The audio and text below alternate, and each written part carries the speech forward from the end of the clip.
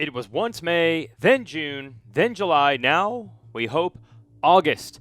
MX Sports Pro Racing, which is a sister company to us here at RacerX, has now produced a new schedule for the 2020 Lucas Oil Pro Motocross Championship. It just came out today on July 16th.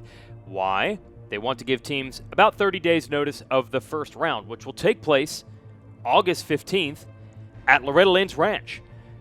Now, this race is, of course, synonymous with the AMA Amateur National Motocross Championship. It'll be the first time that a pro motocross race has been held at this racetrack. I believe it's going to have some changes to adapt to pro racing. It's a weird year. Why not be the year they have a pro race at Loretta's? That will be the opening round for Lucas Oil Pro Motocross, August 15th at Loretta Lynn's, which is about an hour outside of Nashville, Tennessee. Then it's a long haul all the way up to Washougal, Washington, August 22nd. The Ironman National in Indiana will take place August 29th. And then this is a strange one.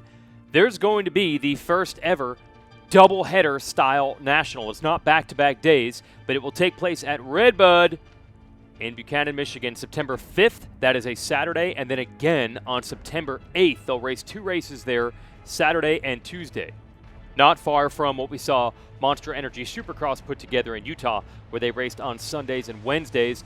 And from talking to riders and teams, almost everyone after a national does put in practice motos on a Tuesday, so they should be in good enough shape to do this. And then there will be one weekend off after that, and then we'll be back for Millville, Minnesota's Spring Creek National on September 19th, then WW Ranch in Florida in Jacksonville, September 26th, and then they'll go out west for the final two rounds. That's Thunder Valley in Lakewood, Colorado, October 3rd, and the championship should conclude October 10th at Fox Raceway in Pala, California. Of course, this is all subject to change. No, I've talked to Davey Coombs, and he says this is not just throwing ideas at the wall. This is a carefully designed plan about what tracks and what facilities are allowed to hold races. And what you'll notice are some tracks that weren't able to go are not on the schedule. Traditional stops like High Point and Unadilla and Budds Creek, they don't have races. It just doesn't look realistic, I would suppose, in their states or their counties and their area to do it. So that gives a little more legitimacy to this calendar, that these are the tracks I think they can pull off the schedule that would allow for 9 rounds. And that is key.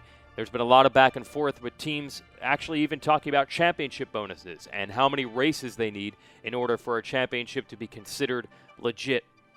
Everyone wants to get back to work in the motocross industry around these races. That includes us here at RacerX, who definitely want races to cover. Now, some interesting language in here. It says some events will feature limited spectator capacity, and we have heard all along that really for these races to work financially, they need to have a spectator element. However, some races will be conducted exclusively for participants, professional and amateur, with attendance limited to crew members and family. And each event will have amateur racing, which is pretty much the case with all the national rounds in a normal year, but it sounds like some of these rounds might be reserved only. You can go to the race if you're racing and participating, but not just for pure spectating. I'm sure there's going to be a lot more details coming out.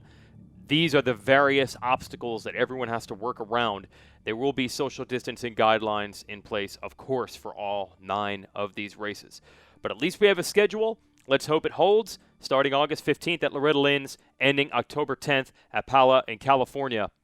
We'll see you at the races.